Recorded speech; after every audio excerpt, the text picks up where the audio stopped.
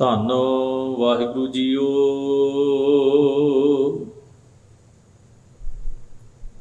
ਰਾਗ ਗੌੜੀ ਪੂਰਬੀ ਕਬੀਰ ਜੀ। ਇਕ ਓੰਕਾਰ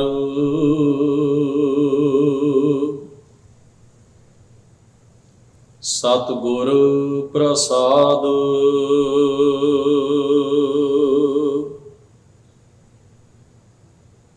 ਜਹ ਕਛ ਆਹਾ ਤਹਾਂ ਕਿਛ ਨਾਹੀ।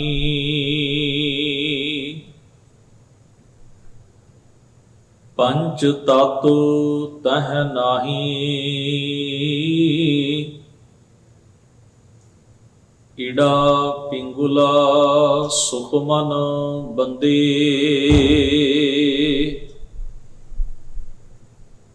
ਏ ਅਵਗਨ ਕਤ ਜਾਹੀ।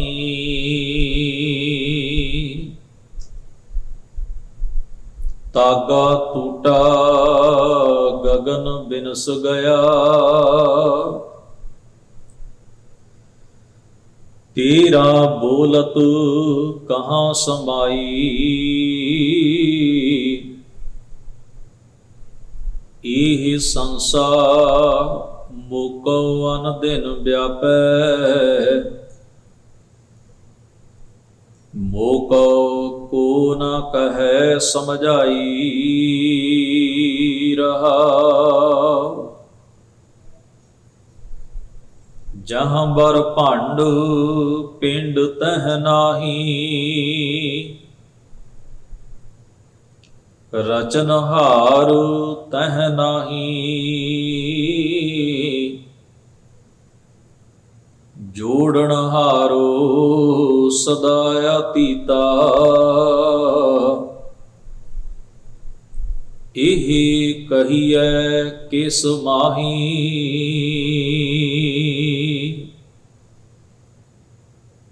ਜੋੜੀ ਜੁੜੈ ਨਾ ਤੋੜੀ ਟੂਟੈ। ਜਬ ਲਗ ਹੋਏ ਬਿਨਾਸੀ।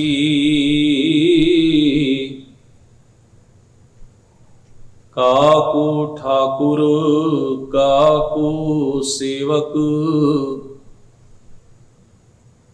ਕੋ ਕਾਹੂ ਕੈ ਜਾਸੀ।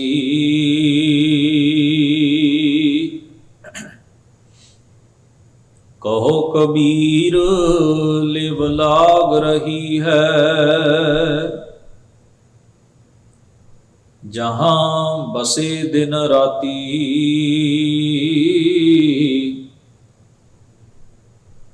ਵਾ ਕਾ ਮਰਮ ਉਹੀ ਪਰ ਜਾਣੈ। ਉਹ ਤੋ ਸਦਾ ਬਿਨਾਸੀ।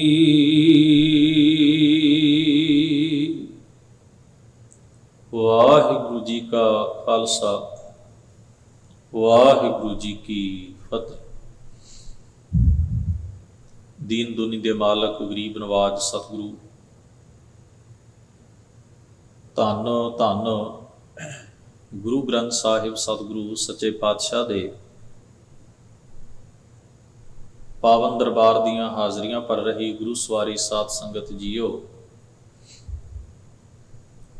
ਅਕਾਲ ਪੁਰਖ ਵਾਹਿਗੁਰੂ ਜੀ ਨੇ ਕਿਰਪਾ ਬਖਸ਼ਿਸ਼ ਰਹਿਮਤ ਕੀਤੀ ਹੈ। ਸਤ ਸੰਗਤ ਦਾ ਇਹ ਉੱਤਮ ਸਮਾਂ ਆਪਾਂ ਸਭਨਾਂ ਨੂੰ ਵਾਹਿਗੁਰੂ ਜੀ ਨੇ ਬਖਸ਼ਿਸ਼ ਕੀਤਾ ਹੈ। ਬੜੇ ਸਤਿਕਾਰ ਪ੍ਰੇਮ ਸਹਿਤ ਆਪ ਜੀ ਨੇ ਗੁਰੂ ਕੀ ਪਾਵਨ ਬਾਣੀ ਦੇ ਸ਼ਬਦ ਕੀਰਤਨ ਗੁਰੂ ਸਵਾਰਿਆਂ ਪਾਸੋਂ ਸਰਵਣ ਕੀਤੇ ਹਨ। ਰੋਜ਼ਾਨਾ ਇਹਨਾਂ ਦੀਵਾਨਾਂ ਵਿੱਚ ਆਪਾਂ ਗੁਰੂ ਬਖਸ਼ਿਸ਼ ਦੇ ਪਾਤਰ ਬਣ ਕੇ ਯਤਨ ਕਰ ਰਹੇ ਹਾਂ। ਭਗਤ ਕਬੀਰ ਜੀ ਦੇ ਉਚਾਰਨ ਕੀਤੇ ਪਾਵਨ ਸ਼ਬਦ ਰਾਗ ਗੌੜੀ ਦੇ ਵਿੱਚੋਂ ਲੜੀਵਾਰ ਵਿਚਾਰ ਰਹੇ ਹਾਂ। ਸੋ ਜਿਸ ਪਾਵਨ ਸ਼ਬਦ ਆਪ ਜੀ ਨੇ ਪਾਠ ਸੁਣਿਆ ਹੈ, ਗੁਰੂ ਗ੍ਰੰਥ ਸਾਹਿਬ ਮਹਾਰਾਜ ਦੇ ਅੰਕ ਨੰਬਰ 334 ਉੱਪਰ ਇਹ ਪਾਵਨ ਸ਼ਬਦ ਸੁਭਾਇਮਾਨ ਹੈ।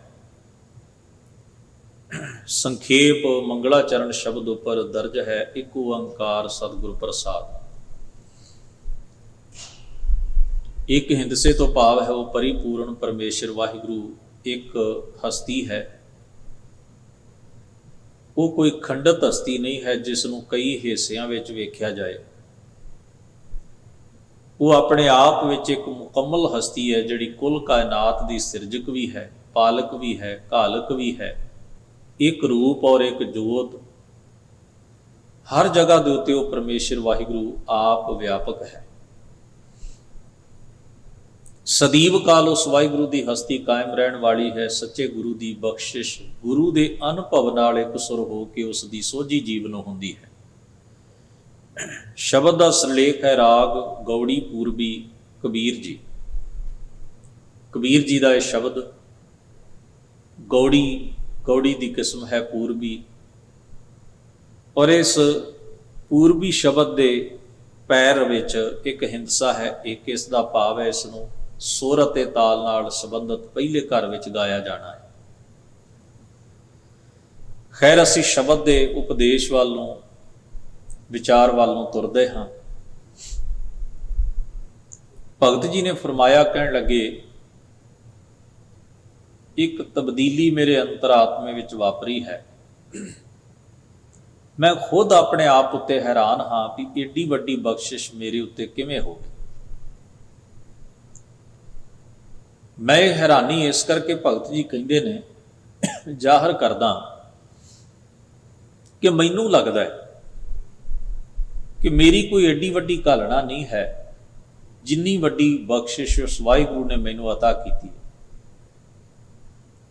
ਜਿੰਨੀ ਵੱਡੀ ਕਿਰਪਾ ਉਹਨੇ ਮੇਰੇ ਉੱਤੇ ਕੀਤੀ, ਉਸ ਮੇਚ ਦੀ ਨਾ ਤਾਂ ਮੇਰੀ ਘਾਲਣਾ ਹੈ, ਨਾ ਮੇਰਾ ਯਤਨ ਹੈ, ਨਾ ਮੇਰਾ ਸਟਰਗਲ ਹੈ।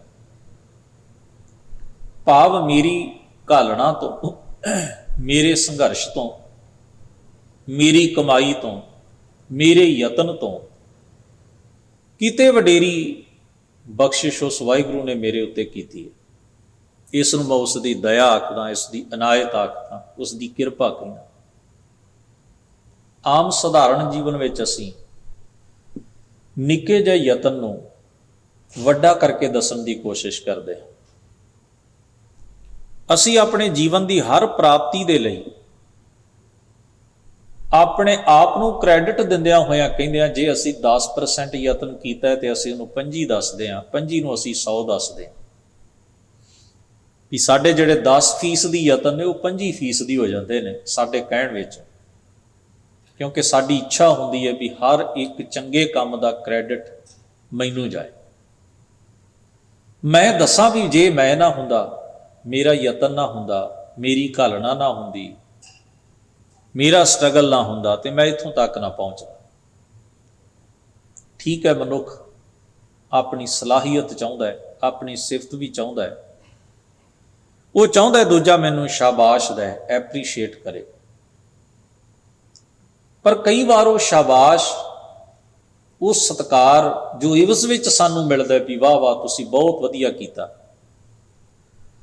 ਉਹ ਸਾਡਾ ਹੌਸਲਾ ਵਧਾਉਣ ਦੀ ਬਜਾਏ ਸਾਡੀ ਈਗੋ ਨੂੰ ਜ਼ਿਆਦਾ ਵੱਡਿਆਂ ਕਰ ਦਿੰਦਾ ਹੈ, ਤੇ ਅਸੀਂ ਉਸ ਪ੍ਰਾਪਤੀ ਦੇ ਉੱਤੇ ਫਿਰ ਦੂਜਿਆਂ ਨੂੰ ਨੀਵੇਂ ਸਮਝਣ ਲੱਗ ਜਾਂਦੇ ਹਾਂ। ਇੱਕ ਤਾਂ ਹੁੰਦਾ ਨਾ ਤੁਸੀਂ ਹੌਸਲਾ ਦਿੰਦੇ ਹੋ, ਜਿਸ ਨੂੰ ਆਪਾਂ ਕਹਿੰਦੇ ਹੌਸਲਾ ਅਫਜ਼ਾਈ ਕਰਨਾ, ਐਪਰੀਸ਼ੀਏਟ ਕਰਨਾ, ਉਹਦੀ ਸਿਫਤ ਕਰਨੀ ਵੀ ਤੂੰ ਚੰਗਾ ਕੰਮ ਕੀਤਾ। ਉਸ ਚੀਜ਼ ਨੂੰ ਜੇ ਤਾਂ ਮਨੁੱਖ ਆਪਣੀ ਪ੍ਰੇਰਨਾ ਬਣਾ ਲੈ, ਆਪਣਾ ਉਤਸ਼ਾਹ ਕਾਇਮ ਰੱਖਣ ਵਾਸਤੇ ਉਹ ਚੀਜ਼ ਨੂੰ ਜੇ ਆਪਣੀ ਪ੍ਰੇਰਨਾ ਦਾ ਸਰੋਤ ਸਮਝ ਲੈ ਵੀ ਮੈਨੂੰ ਪ੍ਰੇਰਨਾ ਮਿਲੀ, ਇਹਦਾ ਮਤਲਬ ਇਹੋ ਜਿਹੇ ਚੰਗੇ ਕੰਮ ਮੈਨੂੰ ਹੋਰ ਕਰਨੇ ਚਾਹੀਦੇ, ਫਿਰ ਤਾਂ ਉਹ ਸਾਡੇ ਲਈ ਬਣ ਜਾਂਦੀ ਹੈ ਦਵਾਈ। ਫਿਰ ਤਾਂ ਉਹ ਪੋਜ਼ਿਟਿਵਿਟੀ ਬਣ ਜਾਂਦੀ ਹੈ। ਫਿਰ ਤਾਂ ਸਾਡੇ ਉਤਸ਼ਾਹ ਨੂੰ ਵੀ ਕਾਇਮ ਰੱਖਦੀ ਹੈ, ਚੜ੍ਹਦੀ ਕਲਾ 'ਚ ਰੱਖਦੀ ਹੈ, ਤੇ ਪ੍ਰੇਰਨਾ ਦਿੰਦੀ ਹੈ ਵੀ ਹੋਰ ਚੰਗਾ ਕਰੀਏ, ਹੋਰ ਵਧੀਆ ਕਰੀਏ, ਹੋਰ ਯਤਨ ਕਰੀਏ। ਪਰ ਜੇ ਉਹ ਪ੍ਰੇਰਨਾ, ਜੇ ਉਹ ਸਿਫਤ, ਜੇ ਉਹ ਵਡਿਆਈ, ਜੇ ਉਹ ਪ੍ਰਭਤਾ ਉਸ ਵੇਲੇ ਜਿਹੜੀ ਸਾਨੂੰ ਕੁਝ ਯਤਨ ਕੀਤਿਆਂ ਮਿਲਦੀ ਹੈ, ਜੇ ਉਹਦੇ ਸਦਕਾ ਸਾਡੇ ਅੰਦਰ ਇਹ ਖਿਆਲ ਵਸ ਜਾਏ कि मेरे वर्गा कौन हो सकता है, इन्नी दुनिया मेरी सिफत करती है, इन्ने लोग मैनू सलाउंदे ने, निश्चय ही मैं बहुत वड्डा काम कर लिया, मेरे बराबर कोई नहीं हो सकता। बंदा अपने ही इस ख्याल दे विच बार बार गवाचा रहे तो उन्होंने अपना आप दूजिਆਂ नालों किते ज़्यादा वड्डा लगन लग जाता है, तो दूजिਆਂ नूं फिर वो हौली हौली छोटे समझण दी भुल करनी शुरू कर देता है। फिर उहदे विहार दे विच एक भेद भाव की अवस्था पैदा हो जाती है, भी फर्क करना, दूजिਆਂ नूं नीवें समझना, कमज़ोर समझना, पछड़े हुए समझना, पिछां खिचू समझना, उन्होंने अपने तो नीवें जान के फिर उन्होंने दे नाल बंदा प्रेम वाला वतीरा ते बराबर का व्यवहार नहीं कर पाता। वो उस अवस्था च जाके वो चीज़ साडे लई रोग बन जाती, नैगेटिविटी बन जाती। फर्क थोड़ा जिहा ही, बस एक कदम का कह लो, एक स्टैप का कह लो। जाओ चीज़ उत्साह बनाएगी तो जाओ ईगो बढ़ाएगी, जाओ रोग बन जाएगी तो जाओ दवाई बन जाएगी।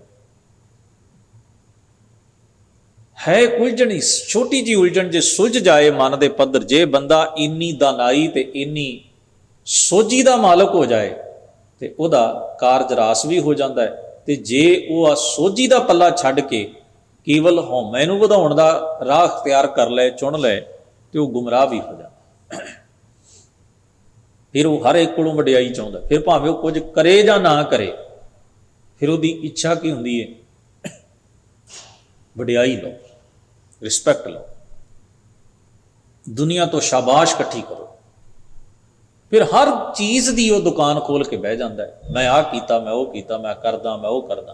वो फिर हर वेले अपनी सिफत सलाह दे विच ही मुबतला रहिंदा, ते उम्मीद करता भी हर दूजा बंदा मेरी सिफत ही करता है, मेरी वडियाई करता है। ये भी एक बड़ा अजीब किस्म का रोग है। भी मानो तुसीं हर एक बंदे कोलों उम्मीद ही करी जाओ भी सत्कार ही मिलता रहे, सत्कार ही मिलता रहे, वडियाई हुंदी रहे, मैनू जी जी आखदी रहे दुनिया, मैनू वडियाउंदी रहे, मैनू कहंदी रहे जे तुसीं ना हुंदे तां कुछ नहीं सी होना। अपने ही भरमां भुलेखियां दी हौमै भरी दुनिया दे विच इंसान सुरत करके गवाचा रहिंदा है। बड़ी अजीब स्थिति, पकदी जाती है, मजबूत होंदी जाती है। अपने ही अंदर असीं एक संसार बना लैने आ। ज्यों ज्यों चीज़ पकदी जाती है फिर उन्नी वो तोड़नी कठिन हो जाती है। फिर बंदा भावें धर्म की दुनिया च होवे, बाहर होवे, किते भी होवे, वो हर जगह वडियाई ते प्रभुता चाहुंदा। तुसीं वेखो मजहबी स्थानां ते भी रौले झगड़े, मैं होवां बस, मेरे तो बिना कुछ नहीं, मेरी प्रभुता, मेरी वडियाई, मेरा रुतबा, मेरी शाबाश, मैनू जी जी कहण वाले। तो एक बीमारी है जिहदे नाल असीं हर वेले दो चार हुंदे आ, और इस बीमारी तो असीं पीड़ित। पातशाह जी फरमाउंदे ने, बड़ी अहम विचार उन्होंने शब्द विच साडे सन्मुख रखी है। कहंदे ने एक चीज़, कहंदे ने हौमै मोह दा धागा टूटा, धागा मतलब तंद टुट गई। तंद काहदे लई हुंदी है, जिहड़ी जोड़दी है किसी चीज़ नूं। मान लो आपां कोई माला परोई मोतियां तो इहदे विच धागा परोया, धागा उन्हां इन्ने मोतियां नूं जोड़ के रख, धागा टुट जाए तो की होएगा, मोती खिलर जाणगे, बिखर जाणगे, कल्ले कल्ले हो जाणगे। किते ऐसा तो नहीं कि असीं मोह दे धागे विच हर चीज़ नूं परो के अपनी एक माला बनाई हुई है। यानी कि साडी हर चीज़ जिहदे नाल भी असीं जुड़े होए हां, उहदे नाल एक मोह दे दर्जे ते जुड़े होए, नैगेटिविटी। हर चीज़ जिहड़ी है वो सानूं पॉजिटिविटी देण दी बजाय नैगेटिविटी दिंदी। किसी भी रुख चले जाइए वधना हौमै ने है, किसी रुख चले जाइए वधना मोह ने है। कोई ऐसा यतन ही नहीं हुंदा भी हौमै नूं किसी दायरे च लिआंदा जाए, मोह नूं किसी मर्यादा च बन्निया जाए। नहीं, हर चीज़ जिहड़ी है वो दायरे तो बाहर भी चल। जिन्ने चीज़ां नाल भी सांझ पाई उत्थे हौमै ही वधी ते मोह ही वधिया। फरमाउंदे ने ਮੇਰੇ ਉੱਤੇ ਬਖਸ਼ਿਸ਼ ਇਹ ਹੋਈ ਜਿਸ ਗੱਲ ਤੋਂ ਭਗਤ ਜੀ ਕਹਿੰਦੇ ਮੈਂ ਹੈਰਾਨ ਹਾਂ ਕਿ ਮੋਹ ਦਾ ਧਾਗਾ ਟੁੱਟ ਗਿਆ, ਮੋਹ ਦੀ ਤੰਦ ਟੁੱਟ ਗਈ। ਭਾਵ ਗਲਤ ਪਾਸੇ ਦੀ ਅਟੈਚਮੈਂਟ ਜਿਹੜੀ ਸੀ ਮੇਰਾ ਮਨ ਜਿਹੜਾ ਸੀ ਉਹ ਹਮੇਸ਼ਾ ਨੈਗੇਟਿਵ ਖਿਆਲਾਂ ਵਾਲੇ, ਢਹਿੰਦੀ ਕਲਾ ਵੱਲੇ, ਵਿਕਾਰਾਂ ਦੇ ਚਸਕਿਆਂ ਵੱਲ ਜਿਹੜਾ ਦੌੜ ਕੇ ਜਾਂਦਾ ਸੀ, ਮਨ ਨੇ ਉਹ ਰਸਤਾ ਛੱਡ ਦਿੱਤਾ। ਤੇ ਮੈਂ ਹੈਰਾਨ ਹਾਂ ਕਿ ਏਡਾ ਵੱਡਾ ਯਤਨ ਤੇ ਮੈਂ ਨਹੀਂ ਕੀਤਾ ਜਿੰਨਾ ਵੱਡਾ ਸੁਧਾਰ ਮਨ ਦੀ ਅਵਸਥਾ 'ਚ ਹੋ ਗਿਆ। ਏਡੀ ਵੱਡੀ ਬਖਸ਼ਿਸ਼ ਮੇਰੇ ਉੱਤੇ। ਤੇ ਦੂਜੀ ਕੀ ਗੱਲ ਹੋਈ, ਕਹਿੰਦੇ ਤਾਗਾ ਟੂਟਾ ਗਗਨ ਬਿਨਸ ਗਏ। ਗਗਨ ਦਾ ਮਤਲਬ ਹੁੰਦਾ ਹੈ ਮਾਹੌਲ। ਜੇ ਆਪਾਂ ਕਿਸੇ ਨੂੰ ਕਹਿੰਦੇ ਨਾ ਵੀ ਤੂੰ ਫਲਾਣੇ ਦੀ ਛਤਰ ਛਾਇਆ 'ਚ ਵਿਚਰਦਾ, ਇਹਦਾ ਮਤਲਬ ਹੁੰਦਾ ਵੀ ਤੂੰ ਦੂਸਰੇ ਮਨੁੱਖ ਦੇ ਬਣਾਏ ਮਾਹੌਲ ਵਿੱਚ ਰਹਿਣਾ, ਉਹਦੇ ਪ੍ਰਭਾਵ ਥੱਲੇ ਰਹਿਣਾ। ਤੂੰ ਆਕਾਸ਼ ਤੋਂ ਭਾਵ ਹੈ ਇੱਕ ਖਲਾ, ਇੱਕ এনवायरमेंट ਵਿੱਚ ਅਸੀਂ ਰਹਿੰਦੇ ਹਾਂ, ਇੱਕ ਮਾਹੌਲ ਵਿੱਚ ਰਹਿੰਦੇ ਹਾਂ, ਇੱਕ ਪ੍ਰਭਾਵ ਵਿੱਚ ਅਸੀਂ ਰਹਿੰਦੇ ਹਾਂ ਨੇਚਰ ਦੇ। ਉਹ ਜਿਹੜੀ ਚੀਜ਼ ਹੈ, ਹੁਣ ਜਿਵੇਂ ਮੰਨ ਲਓ ਉਦਾਹਰਣ ਦੇਣਾ, ਕੋਈ ਦੋ ਭਰਾ ਇਕੱਠੇ ਰਹਿੰਦੇ ਨੇ, ਦੋਨਾਂ ਦੀ ਫੈਮਿਲੀ ਇਕੱਠੀ ਰਹਿੰਦੀ, ਤੇ ਜਦੋਂ ਉਹਦੀ ਕੋਈ ਸਿਫਤ ਕਰਦਾ ਹੈ ਨਾ ਸਮਾਜ ਤੇ ਕਹਿੰਦਾ ਇਹ ਸਾਰਾ ਟੱਬਰ ਇੱਕੇ ਛੱਤ ਥੱਲੇ ਰਹਿੰਦਾ। ਇਹਦਾ ਮਤਲਬ ਕੀ ਹੋਇਆ ਕਿ ਉਹਨਾਂ ਵਿੱਚ ਇੱਕ ਤਾਦ ਹੈ, ਇਤਿਹਾਦ ਹੈ, ਪ੍ਰੇਮ ਹੈ, ਉਹਨਾਂ ਵਿੱਚ ਯਕੀਨ ਹੈ, ਉਹਨਾਂ ਵਿੱਚ ਬੜੀ ਗੂੜੀ ਸਾਂਝ ਹੈ। ਇੱਕ ਛੱਤ ਥੱਲੇ ਰਹਿਣ ਦਾ ਮਤਲਬ ਇਕੱਠਿਆਂ ਰਹਿਣਾ। ਉਹਨਾਂ 'ਚ ਕੋਈ ਭੇਦ ਭਾਵ ਫਰਕ ਨਹੀਂ, ਕੋਈ ਮਨ ਮੁਟਾਵ ਨਹੀਂ, ਕੋਈ ਉਹਨਾਂ 'ਚ ਆਪਸੀ ਕੋਈ ਟਕਰਾਵ ਨਹੀਂ। ਉਹ ਪ੍ਰੇਮ ਮੁਹੱਬਤ ਨਾਲ ਆਪਣੀ ਸਾਂਝ ਨੂੰ ਮਜ਼ਬੂਤ ਕਰਕੇ ਰਹਿੰਦਾ। ਇਹ ਕੀ ਹੈ? ਪ੍ਰੇਮ ਦੇ ਪ੍ਰਭਾਵ ਵਿੱਚ ਰਹਿਣਾ, ਰਿਸ਼ਤੇ ਦੇ ਪ੍ਰਭਾਵ ਵਿੱਚ ਰਹਿਣਾ। ਗਗਨ ਬਿਨਸ ਗਿਆ। ਕਹਿੰਦੇ ਉਹ ਪ੍ਰਭਾਵ ਜਿਹੜਾ ਮੋਹ ਦਾ ਮੇਰੇ ਉੱਤੇ ਪਿਆ ਹੋਇਆ ਸੀ, ਉਹ ਪ੍ਰਭਾਵ ਹੀ ਖਤਮ ਹੋ ਗਿਆ। ਉਹ ਮਾਹੌਲ ਹੀ ਮੁੱਕ ਗਿਆ ਮੇਰੇ ਅੰਦਰ। ਤੇ ਅੱਗੇ ਜਾ ਕੇ ਉਹਨਾਂ ਨੇ ਬਚਨ ਕੀਤਾ ਹੈ, ਤੇਰਾ ਬੋਲਤ ਕਹਾਂ ਸਮਾਈ। ਤੇਰਾ ਦਾ ਮਤਲਬ ਹੈ ਵੀ ਤੂੰ ਮੈਂ ਕਰਕੇ, ਮੇਰ ਤੇਰ, ਜਿਹਨੂੰ ਆਪਾਂ ਕਹਿੰਦੇ ਨਾ ਭੇਦ ਭਾਵ ਕਰਨਾ, ਜਿਹਦਾ ਮੈਂ ਪਹਿਲੋਂ ਜ਼ਿਕਰ ਕੀਤਾ ਸੀ। ਭੇਦ ਭਾਵ ਕਦੋਂ ਹੁੰਦਾ? ਜਦੋਂ ਤੁਸੀਂ ਖੁਦ ਨੂੰ ਦੂਜੇ ਨਾਲੋਂ ਉੱਚਾ ਸਮਝੋ, ਦੂਜੇ ਨੂੰ ਨੀਚ ਸਮਝੋ, ਹੀਣਾ ਸਮਝੋ, ਕਮਜ਼ੋਰ ਸਮਝੋ, ਤੇ ਤੁਸੀਂ ਇੱਕ ਦਰਜਾ ਮਿਥ ਲੈਂਦੇ ਹੋ ਵੀ ਮੈਂ ਬਿਹਤਰ ਹਾਂ ਤੇ ਇਹ ਛੋਟਾ। ਫਿਰ ਕਈ ਵਾਰ ਇਹ ਹੁੰਦਾ ਵੀ ਉਹਦਾ ਵੀ ਜਿਹੜਾ ਅਧਿਕਾਰ ਹੋਵੇ ਨਾ, ਆਪਾਂ ਕਹਿੰਦੇ ਨਹੀਂ ਮੈਂ ਡਿਜ਼ਰਵ ਕਰਦਾ, ਇਹਦਾ ਹੱਕ ਵੀ ਮੈਨੂੰ ਦੇ ਦਿਓ, ਮੇਰਾ ਤੇ ਮੈਨੂੰ ਮਿਲਣਾ ਹੀ ਹੈ, ਇਹਦਾ ਵੀ ਮੈਨੂੰ ਦੇ ਦਿਓ, ਇਹਨੂੰ ਕੀ ਲੋੜ ਹੈ, ਇਹ ਕੌਣ ਹੈ? ਫਿਰ ਬੰਦਾ ਸਤਿਕਾਰ ਦੇ ਵੀ ਰੁਤਬੇ ਮਿਲਦੇ ਵੀ ਮੇਰਾ ਸਤਿਕਾਰ ਕਰ ਦਿਓ, ਇਹਨੂੰ ਭਾਵੇਂ ਜਲੀਲ ਕਰ ਦਿਓ, ਮੇਰਾ ਭਲਾ ਕਰ ਦਿਓ, ਇਹਦਾ ਭਾਵੇਂ ਬੁਰਾ ਹੁੰਦਾ ਤੇ ਹੋ ਜਾਓ, ਇਹ ਕਿਹੜਾ ਡਿਜ਼ਰਵ ਕਰਦਾ?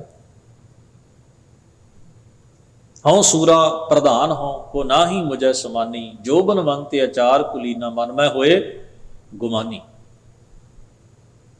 ਇੱਕ ਬਿਰਤੀ, ਇੱਕ ਸੋਚ ਜਿਹੜੀ ਹੈ ਸਾਡੀ ਬਣ ਜਾਂਦੀ, ਇੱਕ ਮਾਈਂਡ ਸੈੱਟ ਬਣ ਜਾਂਦਾ ਹੈ ਵੀ ਮੈਂ ਆਲਾ ਹਾਂ, ਮੈਂ ਉੱਚਾ ਹਾਂ, ਮੈਂ ਪਾਕ ਹਾਂ, ਮੈਂ ਡਿਜ਼ਰਵ ਕਰਦਾ, ਹਰ ਚੀਜ਼ 'ਚ ਮੈਂ ਹੀ ਡਿਜ਼ਰਵ ਕਰਦਾ, ਦੂਜਾ ਕੋਈ ਨਹੀਂ ਕਰਦਾ। ਉਹਨੂੰ ਹਰ ਦੂਸਰੇ ਬੰਦੇ ਤੋਂ, ਹਰ ਆਪਣੇ ਤੋਂ ਬਿਨਾਂ ਹਰ ਇੱਕ ਦੂਜੇ ਬੰਦੇ ਤੋਂ ਇੱਕ ਤਕਲੀਫ ਹੈ, ਇੱਕ ਪ੍ਰੋਬਲਮ ਹੈ। ਜਿਹੜਾ ਤਾਂ ਉਹਦੇ ਅੱਗੇ ਅੱਖ ਨੀਵੀਂ ਕਰਦਾ ਰਹੇ, ਸਿਰ ਝੁਕਾ ਕੇ ਗੁਲਾਮੀ ਜਿਹੀ ਮੰਨਦਾ ਰਹੇ, ਉਹ ਠੀਕ ਹੈ। ਉਹਨੂੰ ਤਾਂ ਉਹਨੂੰ ਵੀ ਲਿਮਟ ਵਿੱਚ ਰੱਖ ਕੇ ਨਾਲ ਤੋਰਦਾ ਰਹਿੰਦਾ ਹੈ ਦੂਜੇ ਮਨੁੱਖ ਨੂੰ। ਉਸ ਬੰਦੇ ਨੂੰ ਉਹ ਕਿਸੇ ਵੀ ਤਰ੍ਹਾਂ ਨਾਲ ਸਪੇਸ ਨਹੀਂ ਦੇਤਾ, ਜਗ੍ਹਾ ਨਹੀਂ ਦੇਤਾ। ਇਹ ਸਾਰੀ ਮਾਨਸਿਕ ਗੁੰਝਲ ਹੈ, ਮਾਨਸਿਕ ਉਲਝਣ। ਜ਼ਰਾ ਤੁਸੀਂ ਇਸ ਚੀਜ਼ ਨੂੰ ਆਪਣੇ ਆਪਾਂ ਸਾਰੇ ਜੀਵਨ 'ਚ ਵੇਖੀਏ। ਆਪਾਂ ਸਾਰੇ ਸਮਾਜ 'ਚ ਰਹਿੰਦੇ ਹਾਂ, ਸਾਡੇ ਸਮਾਜ ਮਾਸ਼ਰੇ 'ਚ ਇਹ ਮਸਲੇ ਨੇ, ਪਰਿਵਾਰਾਂ 'ਚ ਇਹ ਮਸਲੇ ਨੇ, ਸਾਡੀਆਂ ਸਾਂਝਾਂ 'ਚ ਇਹ ਮਸਲੇ। ਕਿਸ ਗੱਲ ਦਾ ਮਸਲਾ ਹੈ? ਹਰ ਬੰਦਾ ਆਪਣਾ ਕਰਦਾ ਹੈ, ਆਪਣਾ ਕਮਾਉਂਦਾ ਹੈ, ਆਪਣਾ ਖਾਂਦਾ ਹੈ, ਆਪਣੀ ਜਗ੍ਹਾ ਰਹਿੰਦਾ ਹੈ। ਪ੍ਰੋਬਲਮ ਤੂੰ ਮੈਂ ਦੀ ਹੈ। ਮੈਂ ਹੋਵਾਂ ਤੂੰ ਨਾ ਹੋਵੇਂ, ਜਾਂ ਤੂੰ ਥੋੜਾ ਹੋਵੇਂ ਮੇਰੇ ਨਾਲੋਂ ਤੇ ਮੈਂ ਤੇਰੇ ਤੋਂ ਜ਼ਿਆਦਾ ਹੋਵਾਂ, ਮੇਰੀ ਸਪੇਸ ਜ਼ਿਆਦਾ ਹੋਵੇ ਤੇਰੀ ਘੱਟ ਹੋਵੇ, ਇਸ ਮਸਲੇ ਉੱਤੇ ਉਲਝਣ। ਉਹਦਾ ਕੋਈ ਵੀ ਰੂਪ ਹੋ ਸਕਦਾ ਹੈ, ਰੀਜ਼ਨ, ਕਾਰਨ ਕੋਈ ਵੀ ਉਹਦਾ ਬਣ ਸਕਦਾ। ਭਗਤ ਜੀ ਕਹਿੰਦੇ ਨੇ ਮੇਰਾ ਹੁਣੇ ਮਸਲਾ ਹੀ ਨਹੀਂ ਰਹਿ ਗਿਆ। मैं कहना मेरी जगह मेरी है, तेरी जगह तेरी है, मैनू तेरी जगह 'ਚ कोई इंटरस्ट नहीं, मैं तेरी भी उवें रिस्पैक्ट करदा जिन्नी मैं चाहुंदा, जिन्ना मैं चाहुंदा ना भी आ मेरा दायरा है, आ मेरी थां है ते इनू मैं वरतां। मैं ये भी सोचदा भी तू भी खुल के अपनी जगह नूं वरते, कोई प्रॉब्लम, मैं तैनू भी एक्सैप्ट करदा। मैं समझदा जे मैं डिजर्व करदा तू भी करदा, जे मेरा कोई हक है तो तेरा भी हक है। मैनू अपनी खुशी अपने चाह वर्गा ही तेरा चाह ते तेरी खुशी भी प्रतीत हुंदी है। मैं चाहुंदा भी जिस तरह मैं सुख की तलब रखदा तू भी रखदा, मैं सत्कार की इच्छा करदा तू भी करदा, जानी कि दूसरे की आइडेंटिटी नूं मैं प्रवान कर लिया। ये नहीं आख्या भी मैं ही होवां तू ना होवें।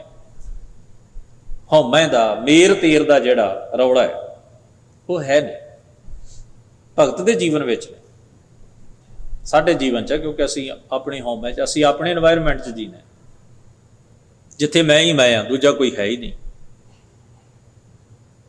भगत जी कहते तेरा बोलत ऐसी बोल बाणी जिहड़ी मेर तेर वाली होवे, भाव ऐसा वतीरा जिहड़ा मेर तेर प्रगट करदा होवे, वो मेर तेर दा सुभाव ही मेरे अंदर नहीं है।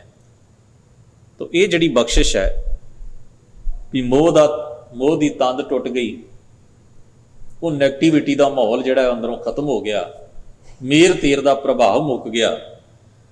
कहते ने ये संसा मोको आंदन है। मैं इस गल ते हैरान हाँ भी एडी वड्डी बख्शिश मेरे उत्ते, इन्नी आला किस्म की किरपा मेरे उत्ते किवें होवे। मोको को ना कहे समझाई, कहते हुण जो मेरे मन की अवस्था बन गई है ना, इनू मैं भी नहीं एक्सप्लेन कर सकता, मैं भी बयान नहीं कर सकता भी एडी वड्डी बख्शिश जिहड़ी मैं मान रहा ये मैनू किवें मिल गई। तो दूजा भी इनू कोई समझा नहीं सकता भी ये सारा राह मैं किवें तय किया। मैनू यही कहना भी ये वाहिगुरू की किरपा, ये वाहिगुरू की बख्शिश, ये उहदी नदरे करम। जिनको नदर करम तिनकार, नानक नदरी नदर निहार। आपां सारे मजहबी संसार च विचरदे हां ना, पूजा पाठ दी होम है, दान दी होम है, सेवा दी होम है, कोई निक्का जिहा यतन कीता है ओहदी होम है। असीं उदों किते ज़्यादा इलाज घट करते हैं, बीमारी वध इकट्ठी कर लेंगे, क्योंकि साडे अंदर जिन्ना चिर समर्पण भाव नहीं ना आएगा, ये तू मैं दा रौला मुकेगा नहीं। जिहड़ा धर्म दा पांधी है ना, वो पहलों मिथ के चलदा है, मेरी घालना वाहिगुरू कख भी नहीं है, मेरा ते यतन कख कुछ भी नहीं, जो कुछ भी तू मैनू बख्श रहा है ना वाहिगुरू, मैं इन्ने जोगा नहीं है, तो तेरी कृपा दे नाल हो रहा, तू तरस कर रहा मेरे उत्ते, तरस पया मेहरामत होई। बाणी दा वाक पढ़ो, आप रोज पढ़ते, तेरा कीता जातो नाही मैनो जोग कीतोई, मैं निर्गुण आरे को गुण नाही। उत्थे समर्पण है, उत्साह है, ਉਹਦੀ बख्शिश ਨੂੰ जीव माणदा है, कोई होमै मेर तेर कोई नैगेटिविटी अंदर है ही, बड़ा साफ पाक, किसी नाल दौड़ ही नहीं, किसी नाल मुकाबला ही नहीं। तो जिहड़ा मुकाबला ही नहीं कर रहा हारेगा कित्थों। वो कहते हार नहीं सब जित है, जेती जित है। मैं अपने राह दा फतेह याब व्यक्ति हाँ, मैनू कोई हार नहीं, क्योंकि मैं किसी नाल इस दौड़ विच पिया ही नहीं। इस वास्ते हजूर फरमाउंदे ने, जह कश आहा आहा तहां किश नाई। कहते जिथे ममता सी ना, मैं मेरी दी भावना सी पहला, हुण वो मैं मेरी दी भावना अंदरों मुक गई। मेरा है मेरा है मेरा, इसे चक्कर च जिहड़ा मैं दूजियां दी वस्तु ते भी काबज होना सा, दूजियां दे हक उत्ते भी अपना हक जताउंदा सा। पंच तत्त तां नहीं, कहंदे ने हुण तां अपने शरीर दा मोह भी नहीं रहा। शरीर के मोह का मतलब ये बिल्कुल ना लेना भी बंदा मोह वस कि मोह नूं त्यागना जी, रोटी की भी लोड़ नहीं, जिवें जोगी आदत जां होर ऐसे तपस्वी करते हैं। तो उत्थे ये भाव है कि बंदा जदों मोह का भाव है, जदों उहदे अंदर विषे की वासना पैदा होंदी है, तो वह अपनी देही की सारी पावर, अपनी सारी एनर्जी उस विषय को भोगण उत्ते खर्च करता है, अखां राही कन्नां राही ਜ਼ਬਾਨ ਰਾਹੀਂ, ਹੱਥ ਪੈਰ ਸਾਰਾ ਦੇਈ ਉਸ ਕੰਮ ਉੱਤੇ ਲਾ ਦਿੰਦਾ। ਗੁੰਮਰਾਹ ਕੁਰਾਹੇ ਪੈਣਾ। ਈੜਾ ਪਿੰਗੁਲਾ ਸੁਖਮਨ ਬੰਦੇ ਅਵਗਨ ਕਤ ਜਾਈ। ਕਹਿੰਦੇ ਨੇ ਕਈ ਲੋਕ ਕਹਿੰਦੇ ਸਨ ਤੁਸੀਂ ਈੜਾ ਪਿੰਗੁਲਾ ਸੁਖਮਨਾਂ ਦਾ ਪ੍ਰਾਣਾਯਾਮ ਦਾ ਅਭਿਆਸ ਜਿਵੇਂ ਜੋਗੀ ਕਰਦੇ ਨੇ, ਖੱਬੀ ਨਾਸਕਾ ਤੋਂ ਸਾਹ ਖਿੱਚਣਾ, ਉਸ ਨੂੰ ਰੋਕਣਾ, ਫਿਰ ਉਸ ਨੂੰ ਤਿਆਗਣਾ, ਸੱਜੀ ਨਾਸਕਾ ਤੋਂ ਸਾਹ ਖਿੱਚ ਕੇ ਇਹਨੂੰ ਈੜਾ ਕਹਿੰਦੇ ਨੇ, ਰੋਕਣ ਨੂੰ ਸੁਖਮਨਾ ਕਹਿੰਦੇ ਨੇ, ਖੱਬੀ ਨਾਸਕਾ ਤੋਂ ਸਾਹ ਤਿਆਗਣ, ਪ੍ਰੋਪਰ ਇੱਕ ਲੈ ਦੇ ਵਿੱਚ ਨਾਲ ਉਹਦੇ ਮੰਤਰ ਜਾਪ ਕਰਨਾ, ਮਨ ਨੂੰ ਟਿਕਾਉਣ ਦੀ ਇਹਨੂੰ ਵਿਧੀ ਕਿਹਾ ਜਾਂਦਾ ਹੈ। ਉਹ ਜਿਹੜੀ ਸਾਹ ਖਿੱਚ ਛੱਡਣ ਦੀ ਪ੍ਰਕਿਰਿਆ, ਜਿਹੜਾ ਅਸੀਂ ਥੋੜ੍ਹਾ ਜਿਹਾ ਮਨ ਰਿਲੈਕਸ ਹੁੰਦਾ ਉਹਨੂੰ ਅਸੀਂ ਸਮਝ ਲੈਂਦੇ ਭਗਤੀ ਹੈ, ਨਹੀਂ ਐਕਸਰਸਾਈਜ਼। ਭਗਤੀ ਨਹੀਂ ਹੈ, ਐਕਸਰਸਾਈਜ਼। ਭਗਤੀ ਕੀ ਹੈ? ਮਨ ਦੀ ਵਾਸ਼ਨਾ, ਮਨ ਦਾ ਜ਼ਹਿਰ, ਮਨ ਦੀ ਮੈਲ ਦਾ ਤਿਆਗ ਕਰਨ ਦਾ ਯਤਨ ਕਰਨਾ, ਉਹ ਭਗਤੀ ਹੈ। ਇਸ ਵਾਸਤੇ ਮਹਾਰਾਜ ਕਹਿੰਦੇ ਨੇ ਜਿਹੜੀ ਈੜਾ ਪਿੰਗਲਾ ਸੁਖਮਨਾ ਦੀ ਜਿਹੜੀ ਪ੍ਰਕਿਰਿਆ ਹੈ, ਜਿਹੜੇ ਬੰਦੇ ਇਸ ਚੀਜ਼ ਨੂੰ ਭਗਤੀ ਸਮਝਦੇ ਸਨ ਤੇ ਮੈਨੂੰ ਕਹਿੰਦੇ ਸਨ ਤੂੰ ਵੀ ਕਰਿਆ ਕਰ, ਤੇਰੇ ਅੰਦਰ ਵੀ ਟਿਕਾ ਬਣੇਗਾ, ਤੇਰਾ ਵੀ ਮੋਹ ਛੁੱਟ ਜਾਏਗਾ, ਤੇਰੀ ਹਉਮੈ ਮੇਰ ਤੇਰ ਮੁੱਕ ਜਾਏਗੀ।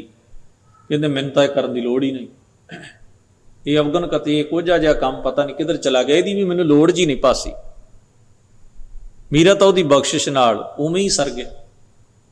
ਫਿਰ ਫਰਮਾਉਂਦੇ ਜਹ ਬਰ ਭੰਡ ਪਿੰਡ ਤੈ ਨਾਹੀਂ। ਪਹਿਲਾਂ ਮੈਨੂੰ ਸਾਰੇ ਕਾਸੇ ਦੀ ਮਮਤਾ ਤੇ ਮੋਹ ਸੀ, ਹੁਣ ਆਪਣੇ ਸਰੀਰ ਦੀ ਵੀ ਨਹੀਂ। ਪਿੰਡ ਸਰੀਰ ਨੂੰ ਕਹਿੰਦੇ ਭਾਵ ਹੁਣ ਮੈਂ ਆਪਣੇ ਸਰੀਰਾਂ ਨਾਲ ਵੀ ਵਿਸ਼ੇ ਵਿਕਾਰ ਨਹੀਂ ਭੋਗਦਾ। ਪਹਿਲਾਂ ਮੈਂ ਦੂਜਿਆਂ ਦੀ ਵੀ ਕਨਸੋਸ ਸੁਣਦਾ ਸੀ, ਉਹਦੇ ਚੋਂ ਵੀ ਚਸਕਾ ਲੈਂਦਾ ਸੀ। ਰਚਨਹਾਰ ਤੈ ਨਾਹੀਂ। ਰਚਨਹਾਰਾ ਮਨ, ਜਿਹੜਾ ਮਨ ਇਹ ਜਾਲ ਬੁਣਦਾ ਸੀ ਨਾ, ਜਾਲ ਦੀ ਰਚਨਾ ਕਰਦਾ ਸੀ, ਮੋਹ ਦੀਆਂ ਤੰਦਾਂ ਜੋੜਦਾ ਸੀ, ਹਉਮੈ ਤੇ ਮੇਰ ਤੇਰ ਦੇ ਪ੍ਰਭਾਵ ਨੂੰ ਐਨ ਬਣਾ ਕੇ ਕਹਿੰਦੇ ਨੇ ਜੋ ਇਹ ਰਚਨਹਾਰਾ ਮਨ ਵੀ ਹੁਣ ਬਦਲ ਗਿਆ, ਇਹਦੀ ਫਿਤਰਤ ਬਦਲ ਗਈ, ਸੁਭਾਅ ਬਦਲ ਗਿਆ। ਜੋੜਨ ਹਾਰੋ ਸਦਾ ਤੀਤਾ ਇਹ ਕਹੀ ਹੈ ਕਿਸ ਮਾਹੀ। ਕਹਿੰਦੇ ਨੇ ਇਹ ਮਨ ਹੁਣ ਕਿਸ ਪਰਮੇਸ਼ਰ ਵਿੱਚ ਜੁੜ ਗਿਆ, ਜਿਹੜਾ ਵਾਹਿਗੁਰੂ ਨਿਰਲੇਪ ਹੈ। ਸੰਸਾਰ 'ਚ ਵਸਦੇ ਹੋਇਆਂ ਵੀ ਜਿਹੜਾ ਵਾਹਿਗੁਰੂ ਸੰਸਾਰ ਪ੍ਰਕਿਰਤੀ ਦੇ ਪ੍ਰਭਾਵ ਤੋਂ ਮੁਕਤ ਹੈ, ਸਰਬ ਨਿਵਾਸੀ ਸਦਾ ਲੇਪਾ ਹੈ ਜੋ, ਉਸ ਵਿੱਚ ਮੇਰਾ ਮਨ ਇੱਕ ਸੁਰ ਹੋ ਗਿਆ। ਇਹ ਕਹੀ ਹੈ ਕਿਸ ਮਾਈ। ਕਹਿੰਦੇ ਮੈਂ ਹੁਣ ਕਿਸੇ ਨੂੰ ਜੋ ਮੈਂ ਮਾਣ ਰਿਹਾ ਨਾ ਅਵਸਥਾ, ਕਹਿੰਦੇ ਮੈਂ ਇਹਨੂੰ ਬਿਆਨ ਨਹੀਂ ਕਰ ਸਕਦਾ। ਏਡੀ ਉੱਚੀ ਆਤਮਿਕ ਅਵਸਥਾ ਵਾਹਿਗੁਰੂ ਨੇ ਮੈਨੂੰ ਬਖਸ਼ ਦਿੱਤੀ। ਜੋੜੀ ਜੁੜੈ ਨਾ ਤੋੜੀ ਟੂਟੈ ਜਬ ਲਾਗੂ ਹੋਏ ਬਿਨਾਸੀ। ਜਿੰਨਾ ਚਿਰ ਨਾਸ਼ਵੰਤ ਪਦਾਰਥ ਜੋ ਖਤਮ ਹੋ ਜਾਂਦਾ ਹੈ, ਜਿਹਦੇ ਚੋਂ ਕੋਈ ਰਸ ਨਹੀਂ ਨਿਕਲਦਾ, ਜਿਸ ਸੁੱਖ ਲਈ, ਜਿਸ ਵਾਸ਼ਨਾ ਲਈ ਮੈਂ ਕਿਸੇ ਚੀਜ਼ ਨਾਲ ਜੁੜਿਆ, ਉਹ ਮੈਨੂੰ ਤ੍ਰਿਪਤੀ ਨਹੀਂ ਦੇ ਸਕੀ। ਜਿੰਨਾ ਚਿਰ ਮੈਂ ਉਹ ਚੀਜ਼ ਨਾਲ ਜੁੜਿਆ ਰਹਿਣਾ, ਨਾ ਵਾਹਿਗੁਰੂ ਨਾਲ ਸਾਂਝ ਜੁੜ ਸਕਦੀ ਏ ਤੇ ਨਾ ਮਾਇਆ ਨਾਲੋਂ ਟੁੱਟ ਸਕਦੀ। ਕਾ ਕੋ ਠਾਕੁਰ ਕਾ ਕੋ ਸੇਵਕ ਕੋ ਕਾਹੂ ਕੈ ਜਾਸੀ। ਕਹਿੰਦੇ ਨੇ ਫਿਰ ਉਹਨਾਂ ਚਿਰ ਨਾ ਮੇਰਾ ਮਨ ਸੇਵਕ ਬਣਦਾ ਹੈ ਤੇ ਨਾ ਮੈਂ ਵਾਹਿਗੁਰੂ ਨੂੰ ਆਪਣਾ ਮਾਲਕ ਤਸਲੀਮ ਕਰਦਾ, ਧੁਰ ਅੰਦਰੋਂ ਸੁਭਾਵ ਸਮਰਪਿਤ ਨਹੀਂ ਹੁੰਦਾ, ਤੇ ਨਾ ਹੀ ਮਨ ਸਫਰ ਕਰਕੇ ਉਸ ਵਾਹਿਗੁਰੂ ਤੱਕ ਰਸਾਈ ਹਾਸਲ ਕਰ ਸਕਦਾ ਹੈ। ਕਉ ਕਬੀਰ ਲਿਵ ਲਾਗ ਰਹੀ ਹੈ। ਹੇ ਕਬੀਰ ਆਖ ਹੁਣ ਤਾਂ ਮੇਰੀ ਲਿਵ, ਮੇਰੀ ਲਗਨ ਉਸ ਪਰਮੇਸ਼ਰ ਵਾਹਿਗੁਰੂ ਵਿੱਚ ਲੱਗੀ ਜੁੜੀ ਹੋਈ ਹੈ।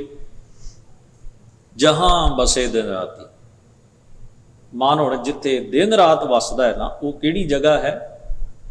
ਵਾਹਿਗੁਰੂ ਨਾਲ ਲਗਨ, ਲਿਵ, ਸੁਰਤ, ਪਰਮੇਸ਼ਰ ਦਾ ਅਨੁਭਵ, ਵਾਹਿਗੁਰੂ ਦੀ ਹੋਂਦ ਦਾ ਯਕੀਨ, ਉਸ ਦੇ ਹੁਕਮ ਤੇ ਗੁਣਾਂ ਦਾ ਵਰਤਾਰਾ, ਉਸ ਸਰਬ ਜੋਤ ਤੇਰੀ ਪਸਰ ਰਹੀ ਦਾ ਝਲਕਾਰਾ। ਜ਼ਰੂਰ ਫਰਮਾਉਂਦੇ ਨੇ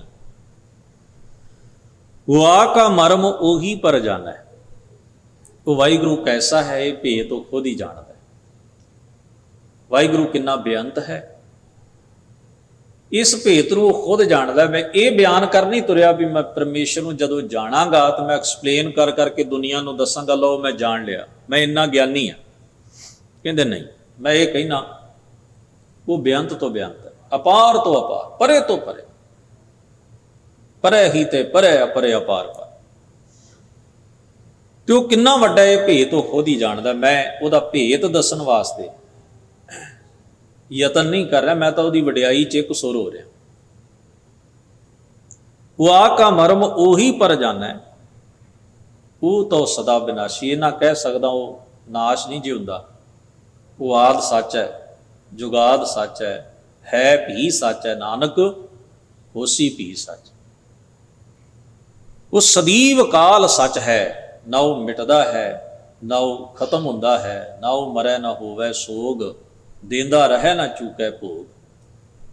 ਗੁਣ ਇਹੋ ਹੋਰ ਨਾ ਹੀ ਕੋਈ। ਉਹਦੀ ਸਭ ਤੋਂ ਵੱਡੀ ਵਡਿਆਈ ਖੂਬੀ ਕਿ ਉਹਦੇ ਵਰਗਾ ਹੋਰ ਕੋਈ ਹੈ ਨਹੀਂ, ਨਾ ਕੋ ਹੋਆ ਨਾ ਕੋ ਹੋਏ। ਜੀਵੜ ਆਪ ਤੇਵੜ ਤੇਰੀ ਦਾਤ। ਜਿੰਨਾ ਵੱਡਾ ਉਹ ਆਪ ਹੈ, ਉਨੀਆਂ ਹੀ ਵੱਡੀਆਂ ਉਹਦੀਆਂ ਦਾਤਾਂ। ਸਾਹਿਬ ਕਿਰਪਾ ਕਰਨ। ਸ਼ਬਦ ਦਾ ਭਾਵ ਸਾਡੇ ਸਭਨਾਂ ਦੇ ਮਨ ਹਿਰਦਿਆਂ 'ਚ ਵਸੇ। ਗਰੀਬ ਨਵਾਜ ਹੋਈਆਂ ਭੁੱਲਾਂ ਚੁੱਕਾਂ ਦੀ ਖਿਮਾ ਬਖਸ਼ਣ। ਅਦਬ ਸਹਿਤ ਗੁਰੂ ਫਤਿਹ ਨਾਲ ਸਾਂਝ ਬਣਾਓ। ਵਾਹਿਗੁਰੂ ਜੀ ਕਾ ਖਾਲਸਾ, ਵਾਹਿਗੁਰੂ ਜੀ ਕੀ ਫਤਿਹ।